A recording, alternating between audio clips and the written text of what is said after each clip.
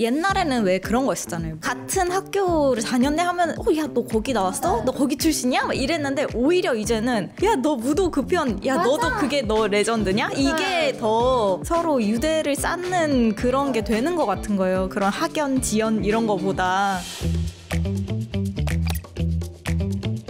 안녕하세요. 생활변화담소의 사와, 저는 김종민 연구원입니다. 정연아 연구원입니다. 정석환 연구원입니다. 신예은 연구원입니다. 오늘은 어떤 주제를 제가 가져왔냐면은 무한도전을 주제로 가져왔어요. 근데 무한도전이 굉장히 이제 오래된 예능이잖아요. 지금 하여서 왜 가져왔냐? 뜨는 키워드 하나가 있어요. 그 키워드가 무도 퀴즈입니다. 무도 퀴즈가 굉장히 가파른 속도로 뜨는데 키워드가 무슨 뜻이냐면은 무한도전을 어렸을 때부터 보고 자란 사람들이 이제 어른이 되시잖아요. 그래서 나 무도 퀴즈였는데 이런 얘기를 많이 하세요. 특히 요번에 이 20주년 달력 행사 그리고 마라톤 행사 하시면서 굉장히 또 화제가 많이 됐는데 그거와 관련해서도 굉장히 많은 주목을 받고 있습니다. 연예인분들 중에서 많이 계세요. 요새 연예인에서도 많이 활약하시는 엠믹스 오해원 씨, 맞아요. 세븐팀의 버논 이분이랑 라이즈에서도 또 계시다고 하는데 하여튼 되게 많은데 저는 개인적으로 기억에 남는 게 BTS 그 노홍철 따라한 뮤비. 이거죠.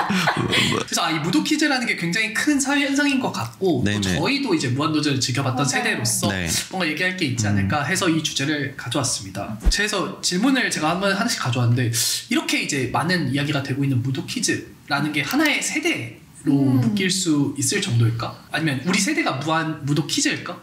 이런 질문부터 먼저 제가 드리고 싶은데요. 그쵸. 저희는 약간 무도 퀴즈라고 할 정도로 저희 밈으로 대화할 때도 있잖아요. 그때 제가 한번 이렇게 했는데 바로 정준아 하니까 합격하셨단 말이에요. 그래서 이런 것도 있고 그 정식 멤버가 아닐 때 제가 저 그냥 길메오 할게 했는데 다 오케이 한 것처럼 저희는 그냥 그 단어만 말해도 다 알잖아요. 그쵸. 약간 그런 세대만의 공감하는 키워드이지 않나? 무도가?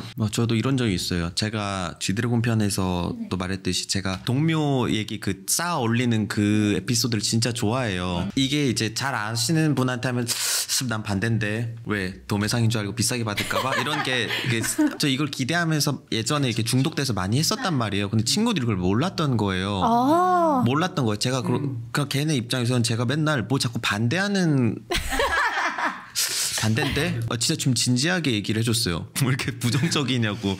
그 지금 이 상황에 좀 대입해 보면은 저만 무도 퀴즈였고 이제 그 친구들은 이제 뭐 아니었을 수도 있다. 잘 못 살리셔서 그런 거 아니에요?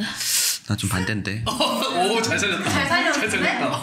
여러분들 그럼 주변에 무도 퀴즈 많이 있으세요? 여러분들 주변에는? 친구나 제 친구들은 다 이제 아무래도 그리고 막 같이 만나서 집에서 맛있는 거 먹을 때 무도 틀어놓고 명장면이라고 생각하는 부분 서로 이야기하면서 막 먹기도 하고. 제 나이 또래는 대단히 이 정체성으로 묶이진 않는 것 같아요. 근데 다 알긴 다 알거든요. 그래서 뭐 레전드 특집, 가요제 그러니까 노래는 다 아는데 이런 대사 있죠. 이런 것들은 모르고 대신에 걔네는 타짜 대사는 다 외우고 있어요. 그래서 이런 거 하고 놀아야 돼요. 잠깐만 거기 패봐봐 막 이런 거 해야 되지. 무도처럼 이렇게 귀여운 느낌의 이런 거는 멋있는 걸로 많지는 않아요. 저도 제 남동생이랑 제 여동생 다 무한도전을 봤는데 남동생하고는 약간 이렇게 재밌게 아기자기하게 얘기 잘 안 하고 제 남자애들 또래도 아마 무한도전 다 봤을 거예요. 근데 밈을 써서 대화하진 않는 것 같거든요. 그런 점에서 저도 석환님과 좀 비슷한 그런 결에 있지 않나 생각이 드네요. 그 다음에 제가 또 얘기 드리고 싶은 게 이게 무도 퀴즈가 이제 하나의 어떤 키워드로서 부상하고 있는데 왜 지금에서야 하나의 정체성으로 주목받을 만큼 어떤 큰 이유가 있을까? 라는 그런 질문 한번 던지고 싶은데요. 그런 것 같아요. 그러니까 무도 퀴즈, 그러니까 저희 세대로 대변되는 무도 퀴즈가 이제 사회인으로서 어느 정도 자리 잡은 시기라고 생각해요. 이제 초딩 때 그거 보고 자란 애들이 지금 이제 사회생활을 할 때 어떤 특징을 보이느냐. 그래서 오히려 저는 뭐 MZ니 뭐 이런 그 세대 구분론보다 오히려 무도 퀴즈라는 구분론이 더 오히려 유용한 거 아닌가라는 생각이 들어요. 그런 거 있잖아요. 저희 초등학교 때는 애들이 다 무한도전 보고 그리고 일요일에 개콘 보고 이런 뭔가 국룰 같은 게 있었잖아요. 근데 그 이후 친구들 보면은 런닝맨이 약간 맞아요. 그 원픽 같이 이렇게 그 친구들은 또 나중에 런닝맨 키즈로서 뭔가 다른 특성을 보일 것 같은 거예요. 그래서 오히려 이렇게 무엇을 같이 보고 자랐느냐? 그렇게 좀 세대 상관없이 그냥 콘텐츠 하나로 묶는 게 오히려 그 특성을 이해하기가 더 쉽지 않나? 라는 생각이 드네요.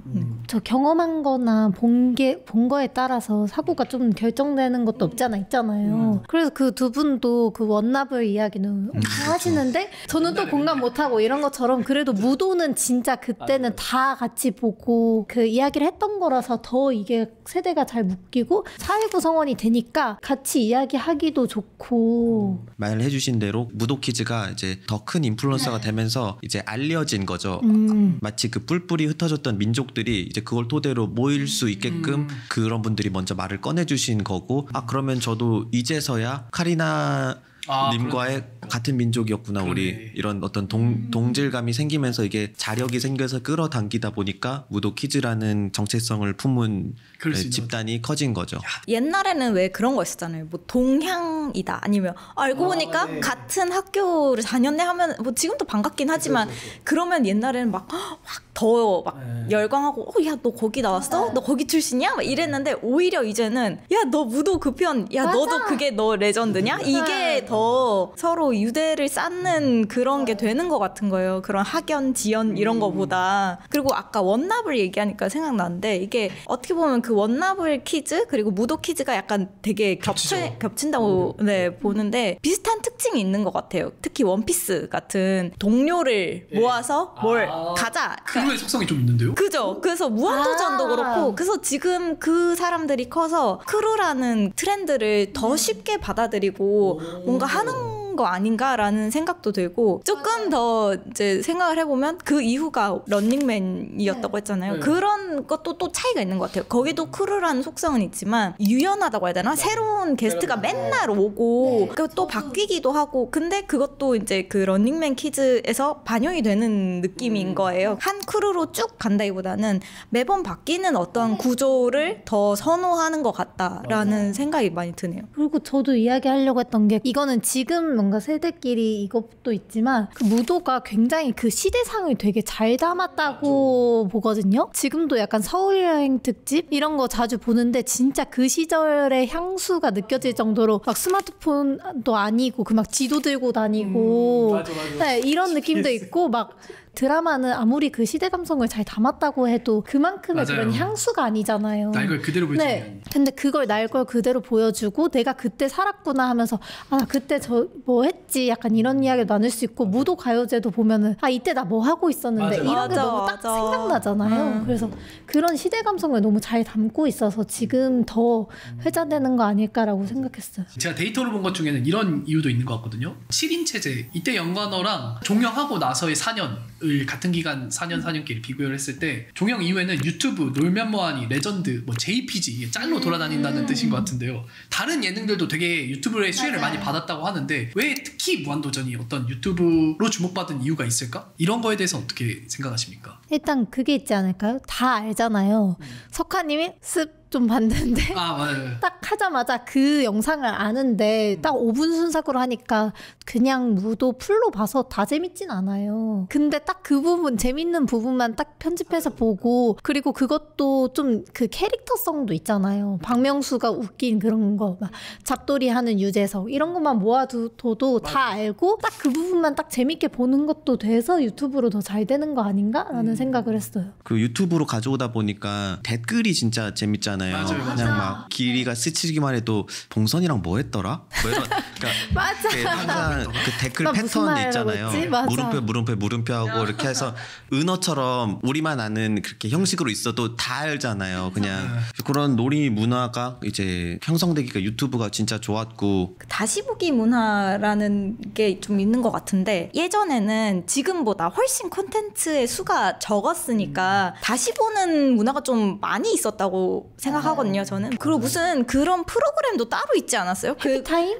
그런 거 했던 거 계속 보여주고 이제는 그런 프로그램 자체가 없잖아요. 맞아요. 그 중간에 이제 경험한 세대로서 다시 보고 싶긴 한데 그 또 다 보려니까 너무 맞아. 근데 그걸 유튜브에서 150분 순삭 뭐 100분 순삭 이 다시 보기를 경험했던 세대들이 여전히 이렇게 향유하고 있는 게 그 무한도전 다시 보기가 아닌가 싶어요. 저 한 가지 제가 생각한 이유는 이런 것도 있을지 않을까 생각은 드는데요. 무한도전만의 그 자막 편집 스타일이 있잖아요. 그 편집 스타일이 유튜브 문법에도 좀 잘 맞는 게 아니었을까? 그런 생각이 좀 들긴 하는데요. 예를 들면 최근에 흑백요리사 어떤 한 장면을 무한도전 장면처럼 편집해서 올라가는 보면은 위화감이 없고 오히려 되게 재밌게 느껴지는데 그 무한도전 자막 스타일이나 편집 스타일이 되게 오래된 건데도 괜찮네, 시대를 앞서간다 이런 생각이 들 만큼 방송 문화에서 유튜브 문화로 넘어갔을 때 그 영상 문법을 계속 무한도전이 어떤 학습시켰던 게 아닐까? 그런 맞아요. 생각을 하고 있어요. 예전 원래는 자막이 다 있었던 건 아니잖아요.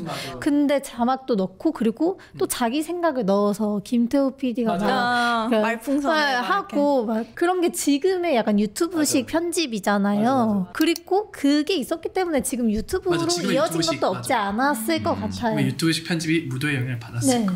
그래서 이번에는 이렇게 영향을 많이 준 게 무한도전이고 무한도전 세대라는 이름을 만들 정도로 영향이 있었다고 한다면 이번 연구자로서 트렌드적으로 의미가 있는 역대 무한도전 명장면 같은 게 있다고 생각을 하십니까? 그러니까 막 에피소드로 하면은 전 텔레파시 특집이 제일 약간 감동이 있었어요. 좀 그 되게 그냥 웃기기만 한 게 아니라 그때는 이제 막 스마트폰 도입되고 막 이런 이제 막 그런 시기였는데 그 옛날에 아날로그에 그게 너무 없어진 것 같은데라는 걸 그때도 사람들이 느끼고 있었다고 생각해요. 그래서 그런 휴대폰도 없고 아무것도 없이 그냥 인터넷도 없이 지도 보고 막 길을 물어서 이렇게 가잖아요. 옛날의 방식 그대로. 그게 뭔가 감동이 있었고 그때도 아 그래 우리 원래 인간이란 게 저렇게 살았지라는 그 울림이 있었어요. 좀. 저 있어요. 갑자기 생각나니까 있는데 나비 효과 그거 보고 제가 좀 예능이 이럴 수 있겠구나라고 생각한 그건데 그 나비 효과가 그거잖아요. 샤워하고 냉장고 문 열면은 어디에는 얼음이 녹고 어디는 그래서 물바다가 된다 약간 이런 걸 하는데 그게 다 막 나비 효과가 되고 이런 걸 예능에서 할 수 있다고? 인데 심지어 또 재밌어. 막 유재석 갑자기 이상한 유재석 보면은 후론트라라 하고 있고 뒤에서 후론트죠 막 이러고 있고 막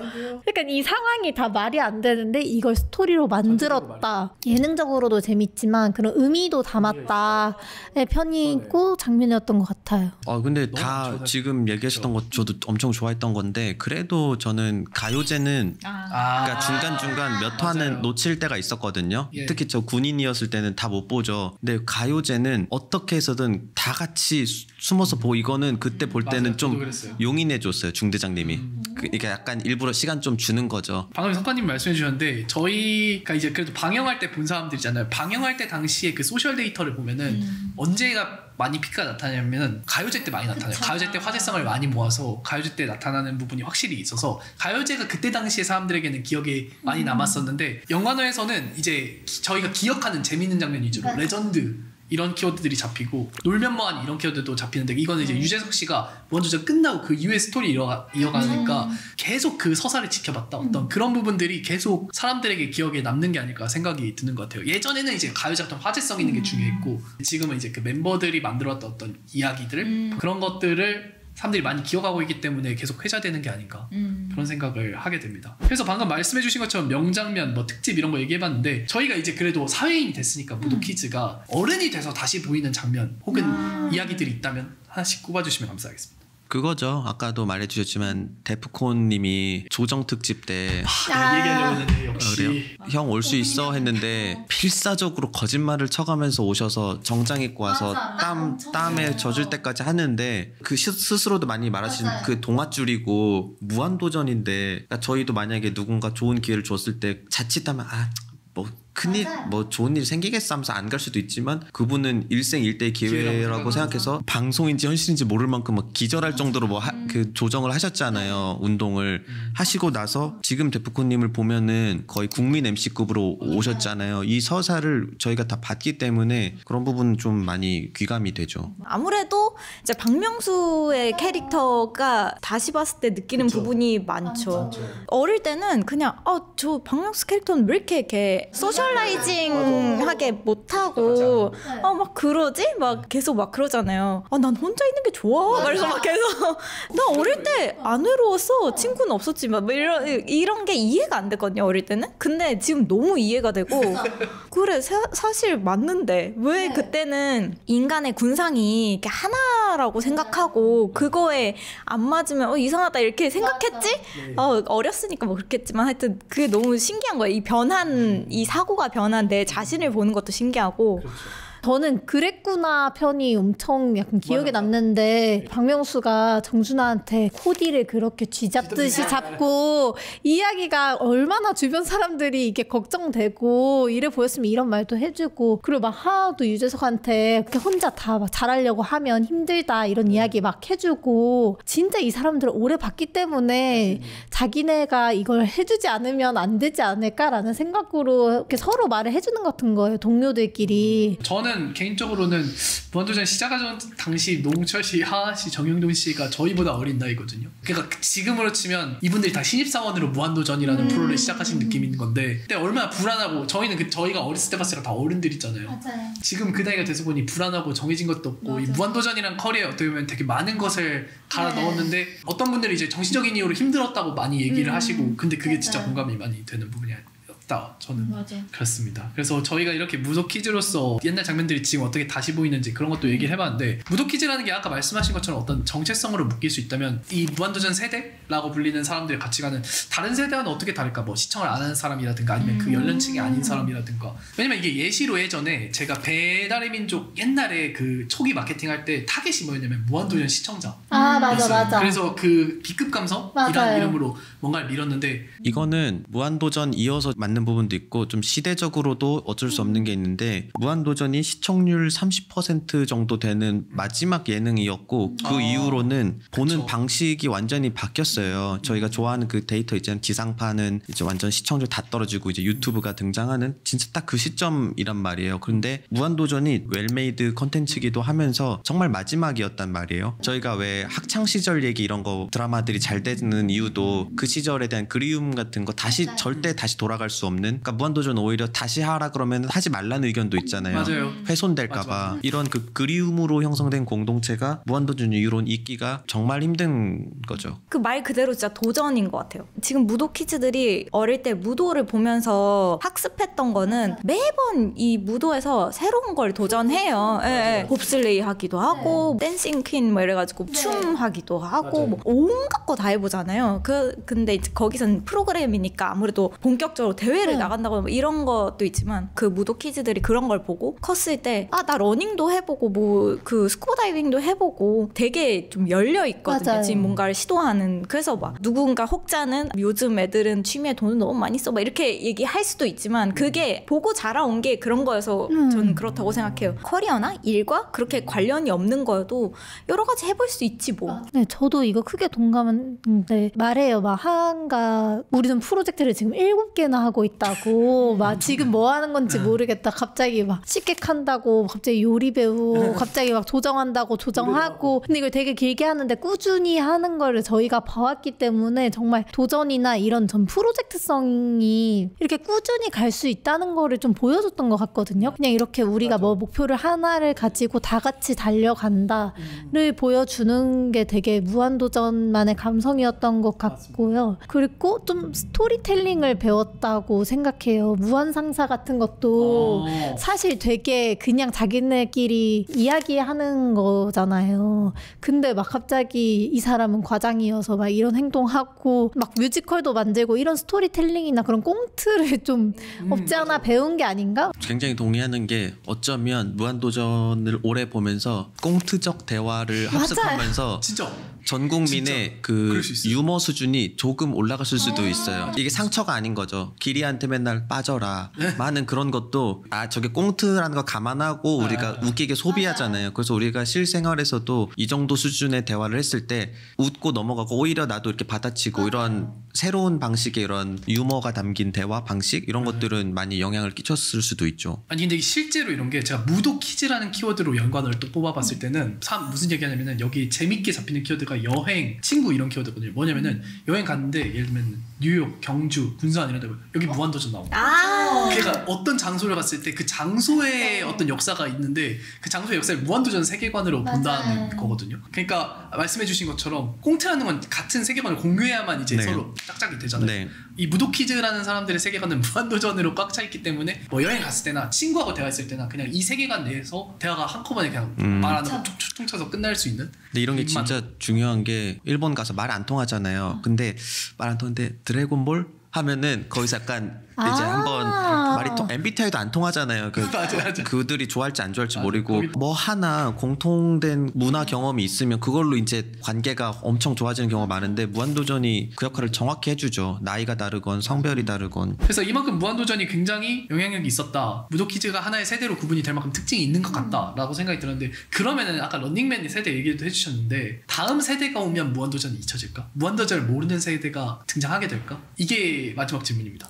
잊혀지진 않겠죠. 극단적으로 말하면 잊혀지진 않는데 공감은 할 수 없다고 생각해요. 저도. 제가 이거 어디서 느꼈냐면 종민님하고 저하고 뭐 원피스, 나루토, 블리치, 뭐 진격의 거인 다 좋아하잖아요. 종민님이 드래곤볼 안 봤다 그랬었거든요. 네. 근데 여기서 되게 깜짝 놀랐어요. 예전 몇 년 전이었는데 더 연을 안 만들려고 그랬어요. 네, 장난이고요. 네, 장난이고 이제 저는 반지의제왕을 또 좋아해요. 반지의제왕을 여러 추천하면은 그렇게 재밌진 않대요. 그리고 어렵대요. 길고. 근데 이게 그 당시에 안 봤으면은 그 정도 깊이의 즐거움을 얻기가 되게 힘들어요. 콘텐츠라는 게. 사람들이 다 같이 보고 다 같이 열광하고 다 같이 울고 웃고 떠들 때 같이 즐겨야 이 콘텐츠를 즐기고 그거 에너지를 기반으로 나 혼자 계속 소비해도 또 재밌고 또 재밌고 한 건데 나중에 보면은 별로 그게 울리는 게 없거든요. 그래서 무한도전도 이 세대가 없어지면 없어질라는 점에서 더 이 정체성이 좀 더 단단한 것도 있고 그렇기 때문에 전승이 되느냐 이런 거는 그럴 필요도 없고 전승되긴 좀 힘들 것 같다. 받아주는 사람이 있어야 계속 보고 이 사람을 더 전파해야겠다고 느끼지. 이런 생각도 들어요. 저희가 나중에 늙어요. 네. 늙으면 저희는 계속 이런 대화 방식으로 대화를 할 거 아니에요. 맞아요. 상대가 무한도전 알 거라는 생각을 기본적으로 깔고 얘기를 그쵸, 해요. 나 반대인데 했을 때 저 되게 어린 사람이 저 사람은 네. 뭐야? 근데 그건 다른 사람이 왔어요. 저 무한도전에서 나오는 거 저 사람 저게 재밌다고 생각하는 거야. 진짜 하면은 그럼 나 혼자 속으로 혼자 재밌어. 혼자 껄껄대고 있는 거고. 그 왜 어르신들 이제 보면 바둑 두시는 네. 저기 홍제천 저쪽만 맞아요. 가도 있거든요. 그러네. 들어보면 그러니까 정치 얘기 되게 많이 하시잖아요. 근데 그게 우리가 지금 우리의 사고로 정치 얘기를 한다 하면 되게 뭔가 딥하고 뉴스 막 이런 인식이 더 강한데 그들한테는 그게 그냥 진짜 스몰톡. 그러니까 우리가 무한도전 얘기하듯이 그러네. 자기네 예전에 박정희가 말이야 하면서 막 이게 우리가 지금 무도 얘기하는 그런 감성이 아닐까 싶은 거예요. 같이 경험했기 때문에 더. 그러니까 다 알긴 알 것 같아요. 나중에 미래에서 애들 무한도전 저도 알죠. 유재석 알죠. 뭐 하는데 공감할 순 없는 그런 상황이 오지 않을까. 갑자기 슬프네요. 저는 저희가 살아있을 때까지는 잊혀지지 않지 않을까 생각합니다. 그쵸, 잊혀지진 않죠. 왜냐면은 이런 기사가 있는데 무한도전 슬램덩크 보는 초등학생들 부모님의 영향을 받은 알파 세대 이런 얘기하는데 부모님하고 친해가지고 부모님이 보던 걸 그대로 본다 이런 얘기. 근데 저만 해도 여동생이랑 제가 무한도전 같이 보고 자랐으니까 10년의 간격을 일단은 뛰어넘었단 말이죠. 근데 부모님이라고 하면 최소 20년의 간격, 30년의 간격을 한 번에 어쨌든 걸은 거잖아요. 그때의 감성을 그대로 기억하지 못하더라도. 그러니까 최소 한 세대는 걸었으니까 그래도 우리가 죽을 때까지는 살아있지 않을까라는 그런 희망이 있거든요. 그리고 고전으로 다시 이렇게 될 수도 맞아요. 있고 요즘에 넷플에서 웽금악이 다시 엄청 맞아. 인기라고 그래서 요즘 저도 이제 간간히 보거든요. 어릴 때 보진 않았어요 저는. 그래서 그런 식으로 또 소비되지 않을까? 맞아. 저도 프렌즈 많이 보거든요. 프렌즈 엄청 옛날이잖아요. 근데 그것도 보는 것처럼 다시 진짜 막 사람들이 재밌고 고전이고 진짜 기본이다 이렇게 고전. 하면은 진짜 보게 되는 게 있는 것 같아요. 오늘 이렇게 무한도전에 대해서 이야기를 해봤고 무한도전이 굉장히 저력 있는 콘텐츠였다 라는 거를 한마디로 정리를 제가 이 인터뷰에서 따왔는데요. 무한도전이 단순한 추억의 힘이 아니라 콘텐츠의 저력이다. 리얼 버라이어티라는 특징 아래서 수많은 인간상들을 표방한 캐릭터들이 나왔고 수많은 상황 속에서 있기 때문에 모든 자기가 살고 있는 생활의 상황이 그거에 딱 비슷하게 들어맞아서 민물처럼 언제나 꺼낼 수 있는 그런 백과사전 같은 역할이다. 무한도전이 그래서 코로나도 예측하고 뭐 뉴진스 뮤비도 예측하고 다 그런 게 수많은 인간 군상과 상황을 담았기 때문이다. 이런 인터뷰를 해주신 게 있는데 그래서 무한도전이라는 게 어쩌면 한국에서는 되게 고유 명사화돼서 옛날에 뭐 비극 감성 이런 단어로 불렸지만 사실 이제 그런 필요가 없는 게 아닐까. 어떤 무한도전이라는 그 유니크한 그 자체가 세대로 또 그리고 용어로 감성으로 남아있는 게 아닐까라는 생각을 들면서 이제 오늘 이야기를 이렇게 정리를 해볼까 하고요. 자, 다음 주제는 안타깝게도 소재가 지금은 고갈돼 있어서 일단은 열심히 아이디에이션을 해서 갑자기 고갈이요. 저에게는 이제 도전인 네. 거죠. 매주 소재 가져오는 게 무한 도전이다. 네. 네, 그렇게 보시면 되겠습니다. 네.